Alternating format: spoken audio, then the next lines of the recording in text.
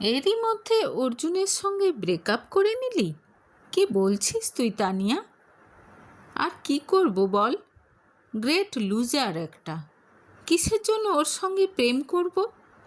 Valentine's ডেতে কি gift দিয়েছে জানিস? একজোড়া অক্সিডাইজড কানের দুল, বড় জোর 50 টাকা দাম হবে। তুই কি গিফটের দাম দেখে প্রেম করবি নাকি? অবশ্যই, না হলে আর প্রেম করার মানে কি? কাঁধ ঝাঁকিয়ে বলল তানিয়া। কেউ তোকে ভালোবাসে, সারাক্ষণ তোর কথা ভাবছে, এই ভাবনাটাই তো কত সুন্দর। আবেগবিহ্বল হয়ে বলল রচনা। ভালোবাসায় পেট ভরে না বন্ধু। ভালোবাসা তোর শপিংয়ের বিলও মেটাতে পারে না, তাচ্ছিল্যের সুরে বলল তানিয়া। চোখ ভরা অবিশ্বাস নিয়ে বন্ধুর দিকে তাকিয়ে রইল রচনা। সে কখনো এরকম ভাবতে পারে না। সত্যিকারের ভালোবাসা পাওয়ার জন্য সে তো সব কিছু করতে পারে। কে জানে, হয়তো দুনিয়াটাই এরকম। তাই আজ পর্যন্ত তার কপালে একটা বয়ফ্রেন্ডও জোটেনি। আর তানিয়ার মতো মেয়ে যারা সারাক্ষণ দামি দামি গিফট, বাইরে খাওয়া, লং ড্রাইভে যাওয়া, এইসবের জন্য প্রেম করে, তাদের তো বয়ফ্রেন্ডের কোনো অভাব হয় না। দেখি দেখি, কে এটা? কার ছবি দেখছিস তুই? হঠাৎ রচনার ফোনের ওপর একেবারে হুমড়ি খেয়ে পড়ল তানিয়া। আরে বাবা, ছবি দেখছি না, আর্টিকেলটা পড়ছি। এই লোকটার লেখা আর্টিকেলটা। ওয়াও, কি হ্যান্ডসাম রে! কে? কোটিপতি বিজনেসম্যান রোহিত রয়। ইকোনমিক্সের ওপর প্রচণ্ড জ্ঞান ওনার। তাই? ইস, এরকম যদি একটা বয়ফ্রেন্ড হতো, জীবনটাই পাল্টে যেত, বলল তানিয়া। তা একেই বয়ফ্রেন্ড বানিয়ে নে না। রোহিত রয় হ্যান্ডসাম, সিঙ্গল, দারুণ লেখে। দেশের অর্থনীতির ওপর লেখা ওর আর্টিকেলগুলো পড়ে আমি তো একেবারে ফিদা হয়ে গেছি ওর ওপর। সোশ্যাল মিডিয়ায় ফলো করি আমি ওকে, লাজুক হেসে বলল রচনা। আচ্ছা, তাহলে তো আমিও ফলো করব।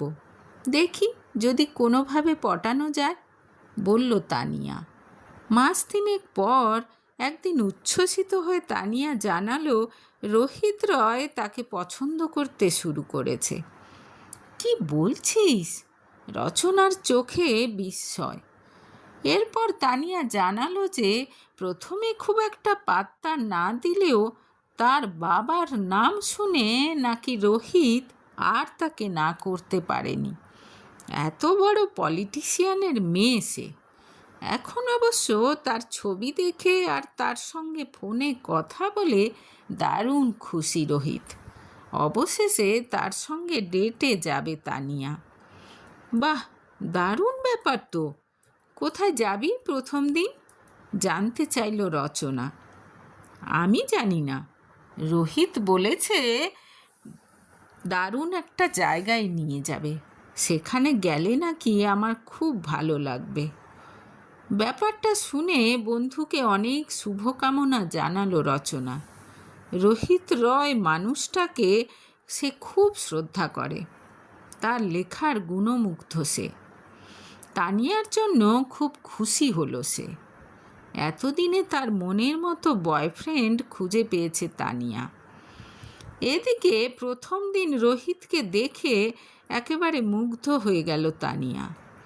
কি ইমপ্রেসিভ চেহারা, কি ইন্টারেস্টিং পার্সোনালিটি! কিছুতেই একে হাতছাড়া করা যাবে না বুঝে গেল সে। প্রথম থেকেই এমন কিছু করতে হবে যাতে রোহিতও তার প্রেমে পড়ে যায়, মনে মনে ঠিক করে নিল তানিয়া। বেবি, আমরা কোথায় যাব? ন্যাকা ন্যাকা সুরে রোহিতকে জিজ্ঞেস করল সে। চলো না, গেলেই দেখতে পাবে। রোহিতের মুখে রহস্যময় হাসি। সেই হাসি দেখে রোমাঞ্চিত হয়ে উঠল তানিয়া। কিছুক্ষণ পর তানিয়া বুঝতে পারল দারুণ বোকা বনে গেছে সে। রোহিত তাকে অর্থনীতির ওপর একটা বক্তৃতা সভায় নিয়ে এসেছে। আসলে এতদিন রোহিত রয়কে ইমপ্রেস করার জন্য সে বলেছে যে সে তার লেখার খুব ভক্ত, অর্থনীতি তার খুব প্রিয় বিষয়। তাই আজ প্রথমবার দেখা হতেই রোহিত তাকে বক্তৃতা সভায় নিয়ে চলে এসেছে। মনে মনে তাকে দুটো গালি দিল তানিয়া। কোথায় বড় কোনো রেস্তোরাঁতে বা মলে নিয়ে যাবে তা নয়, নতুন গার্লফ্রেন্ডকে নিয়ে বক্তৃতা সভায় কে আসে? কেমন লাগলো? সভা শেষ হতে তাকে জিজ্ঞেস করলো রোহিত। সত্যিই দারুণ, আমি কখনো এরকম জায়গায় আসিনি। থ্যাংক ইউ সো মাচ, কষ্ট করে মুখে হাসি এনে বলল তানিয়া। একটানা বোরিং লেকচার শুনতে শুনতে মাথা ধরে গেছে তার। যদিও বিন্দু বিসর্গ বুঝতে পারেনি সে, বোঝার ইচ্ছেও নেই, কিন্তু রোহিত রয়ের মতো লোককে ইমপ্রেস করার জন্য এখন এই সব কিছু সহ্য করতে হবে তাকে। আমার না হঠাৎ কেমন ডিপ্রেসড লাগছে, কিছুক্ষণ পর বলল তানিয়া। সঙ্গে সঙ্গে ব্যস্ত হয়ে পড়ল রোহিত। তানিয়া জানালো তার এরকম মাঝে মাঝেই মনটা খারাপ হয়ে যায়। একটু একটু ঘোরাঘুরি, বিশেষ করে শপিং করলে তার মুড খুব ভালো হয়ে যায়। ঠিক আছে, চলো শপিং করে নাও তাহলে, বলল রোহিত। বড় একটা শপিং মলে এসে ঢুকলো তারা। মনে মনে ঠিক করে নিল তানিয়া, রোহিতের টাকায় প্রচুর শপিং করবে আজ। এত বড় লোক বয়ফ্রেন্ড আছে তার এখন, বন্ধুদের তো দেখাতে হবে।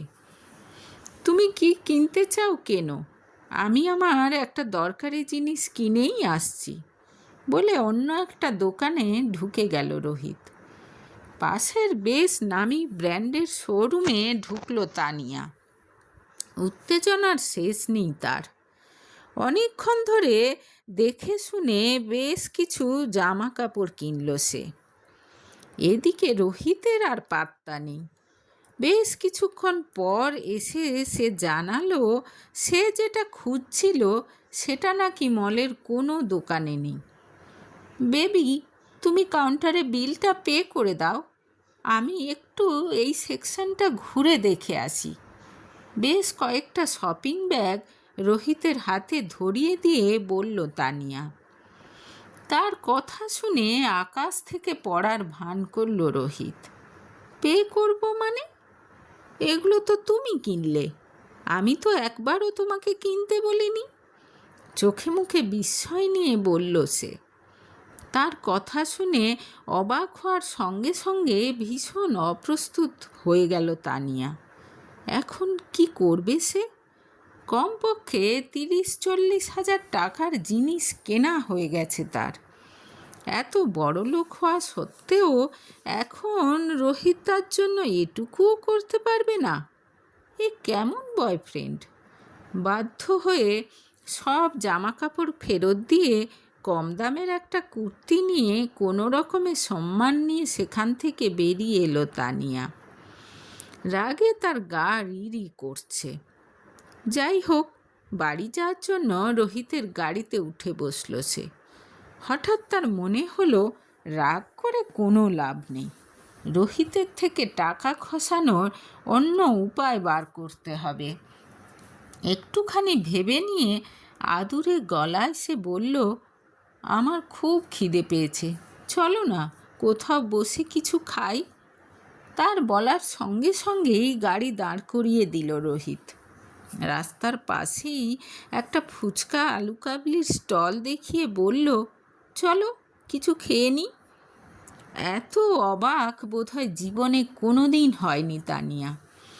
যে লোকটার এতগুলো বিজনেস, এত টাকা, সে কিনা গার্লফ্রেন্ডকে রাস্তায় দাঁড়িয়ে ফুচকা খেতে বলছে। কোনো মতে নিজেকে সামলে নিয়ে সে বলল, এখন ফুচকা খেতে ইচ্ছে করছে না, তাছাড়া এরকমভাবে রাস্তায় দাঁড়িয়ে ফুচকা খাওয়াটা তোমাকে শোভা পায় না রোহিত। কিছু মনে করো না, আসলে আমি একটু কিপটে, আমার কোনো আপত্তি নেই রাস্তায় দাঁড়িয়ে খেতে। আর যদি তোমার অসুবিধে হয় তাহলে এক কাজ করো, ঝালমুড়ি কিনে নিয়ে চলে এসো, গাড়িতে বসে খেয়ে নেবে। নির্বিকার মুখে বলল রোহিত। চামার একটা, মনে মনে বলল তানিয়া। তারপর বলল, না ঠিক আছে, বাড়ি গিয়েই না হয় খাবো, চলো এখন। রোহিতকে বোকা বানানো যে এত সহজ নয় সেটা বুঝে গেল তানিয়া, কিন্তু সেও কিছুতেই হাল ছাড়বে না। মনে মনে রোহিতকে জব্দ করার প্ল্যান করতে লাগলো সে। তারপর তার মাথায় এলো 1 মাসের পরই তো তার জন্মদিন, তখন তো রোহিত কিছুতেই ফাঁকি দিতে পারবে না। অন্যান্য গেস্টদের সামনে একটা প্রেস্টিজের ব্যাপার। তোরা কিন্তু অবশ্যই আমার বার্থডেতে আসবি, রোহিতের সঙ্গে আলাপ করিয়ে দেব তোদের। জন্মদিনের বেশ আগে থেকেই বন্ধুদের সবাইকে জানিয়ে দিল তানিয়া। মনে মনে তার উত্তেজনার শেষ নেই। এবার তো তাকে দামি গিফট দিতেই হবে রোহিতকে। জন্মদিনের দিন সকাল থেকেই সময় যেন আর কাটতেই চাইছে না তানিয়ার। কখন যে সবাই আসবে, সবার সঙ্গে রোহিতের আলাপ করিয়ে দেবে। বন্ধুরা নিশ্চয়ই তাকে খুব হিংসে করবে। নির্দিষ্ট সময়ে রচনা আর বাকি বন্ধুরা এসে পড়ল, কিন্তু রোহিতের আর দেখা নেই। এদিকে কেক কাটার দেরি হয়ে যাচ্ছে। অধৈর্য হয়ে রোহিতকে ফোন করলো তানিয়া। আসছি ডার্লিং, তোমার জন্য স্পেশাল গিফট কিনতে গিয়ে দেরি হয়ে গেল, বলল রোহিত। তার কথা শুনে আনন্দের শেষ রইল না তানিয়ার। সে নিশ্চিত তার জন্য সত্যিই স্পেশাল কোনো গিফট আনছে রোহিত। এই নাও। শক্ত একটা চারকোনা বাক্স তানিয়ার হাতে তুলে দিয়ে বলল রোহিত। বাক্সটা হাতে নিয়ে তানিয়ার মনে হলো বোধহয় জুয়েলারি বক্স হবে, নিশ্চয়ই নেকলেস। কেকটা কেটে নিয়েই বন্ধুদের দেখাতে হবে। তাড়াতাড়ি কেক কাটা হয়ে গেল। উত্তেজনা আর চেপে রাখতে পারছে না তানিয়া। বন্ধুদের ডেকে একমুখ হাসি নিয়ে বক্সটা খুলতে লাগলো সে। কি সুন্দর প্যাকিং, কি সুন্দর বাক্স। কিন্তু বাক্সটা খুলে তানিয়া দেখল তার মধ্যে ইকোনমিক্সের একটা বই। রক্তচক্ষু নিয়ে রোহিতের দিকে তাকালো সে। বন্ধুরা সবাই কৌতূহলী হয়ে তার দিকে তাকিয়ে আছে। সে বাক্স থেকে কি বার করবে জানার জন্য অধীর আগ্রহে অপেক্ষা করছে। গিফট পছন্দ হয়েছে?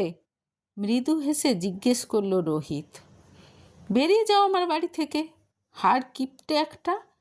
আর কোনো দিন আমার সঙ্গে কোনো রকম যোগাযোগ করার চেষ্টাও করবে না, চিৎকার করে উঠল তানিয়া।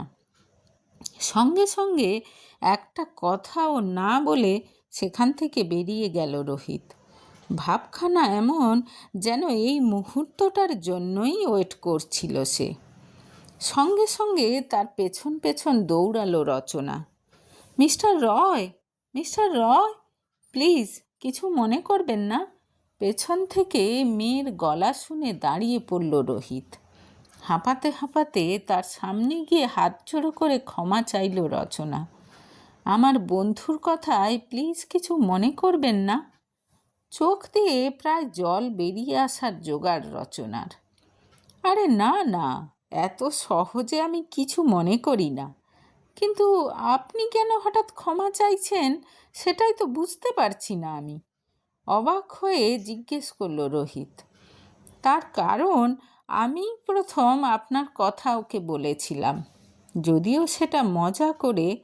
আমি যে আপনাকে সোশ্যাল মিডিয়ায় ফলো করি সেটা জানিয়েছিলাম। তারপর থেকেই ও আপনাকে ফলো করা শুরু করে এবং তারপর এই আজকের ঘটনা। কৌতুকের চোখে রচনার দিকে তাকিয়ে রইল রোহিত। তারপর জিজ্ঞেস করল, কিন্তু আপনিই বা আমাকে ফলো কেন করেন? আমি আপনার অনেক বড় ফ্যান স্যার, আপনার লেখা সব আর্টিকেল আমি পড়ি। বলতে গিয়ে রচনার দু চোখে মুগ্ধতা নজরে এড়ালো না রোহিতের। ততক্ষণে গড়গড় করে বলা শুরু করেছে রচনা। রোহিতের সবচেয়ে রিসেন্ট লেখাটা পড়ে তার কি মনে হয়েছে সে ব্যাপারে প্রায় মিনিট 3 টানা বলে যাওয়ার পর দম নেওয়ার জন্য থামল সে। রোহিত বুঝল সত্যিই তার লেখাটা খুঁটিয়ে খুঁটিয়ে পড়েছে মেয়েটা। তা এত কিছুর পরও কি আমার ফ্যান আপনি? দেখলেন তো কেমন হাড় কিপটে আমি? রচনাকে যাচাই করার জন্য জিজ্ঞেস করল রোহিত। ওসব নিয়ে আমি একেবারেই ভাবি না। এমনিতেও টাকা পয়সার ওপর আমার কোনো লোভ নেই। আমার যা আছে তাতেই আমি খুশি, মিষ্টি হেসে বলল রচনা। সরল সাদাসিধে মেয়েটাকে চট করে ভালো লেগে গেল রোহিতের। ভালো করে তার ব্যাপারে সব কিছু জেনে নিল সে। ততক্ষণে ভেতর থেকে ডাক পড়েছে রচনার। তার কথা শোনার জন্য রোহিতকে ধন্যবাদ জানিয়ে বিদায় নিল আপ্লুত রচনা। সেদিনের পর থেকে একা একা থাকলেই রচনার কথা মনে পড়ে রোহিতের। অত্যন্ত সরল মনের মেয়েটা। ইকোনমিক্সের ওপরও অগাধ জ্ঞান আছে। এরকম মানুষদের রোহিতের খুব ভালো লাগে। কোনো দেখনদারি নেই, কপটতা নেই। এই বয়সের মেয়েদের মধ্যে সাধারণত যে চপলতা দেখা যায় একেবারেই সেরকম নয়। বন্ধু তানিয়ার একেবারে বিপরীত মেরু যেন। শান্ত শিষ্ট ভদ্র। বারবার রচনার সঙ্গে কথা বলতে ইচ্ছে করে রোহিতের আজকাল। অনেক ভাবনা চিন্তা করে একদিন তাকে ফোন করল সে। ফোন পেয়ে যারপর নাই অবাক রচনা। তানিয়া যা করেছে তারপরও তার বন্ধুর সঙ্গে কথা বলতে চান মিস্টার রয়, তার সঙ্গে দেখা করতে চান। সেদিন শহরের সবচেয়ে বড় রেস্তোরাঁতে বসে খেতে খেতে সব শুনল রচনা। রোহিত নাকি প্রথম দিন থেকেই তানিয়ার স্বভাব বুঝে গেছিল। তারপর থেকে সমানে তাকে জব্দ করার চেষ্টা করে গেছে সে। পলিটিশিয়ানের মেয়ে বলে কথা, তাকে চটানো তো চলবে না। এমন কিছু করতে হবে যাতে সে নিজেই বাপ বাপ করে কেটে পড়ে। অর্থলোভী তানিয়া যে অর্থনীতির গুঁতো খেয়ে একেবারে জব্দ হয়ে গেছে সে কথা শুনতে শুনতে একেবারে হেসে গড়িয়ে পড়ল রচনা। তার সেই সরল নিষ্পাপ হাসি দেখে মনে মনে ঠিক করে নিল রোহিত, জীবনসঙ্গী হিসেবে রচনাকেই চাই তার।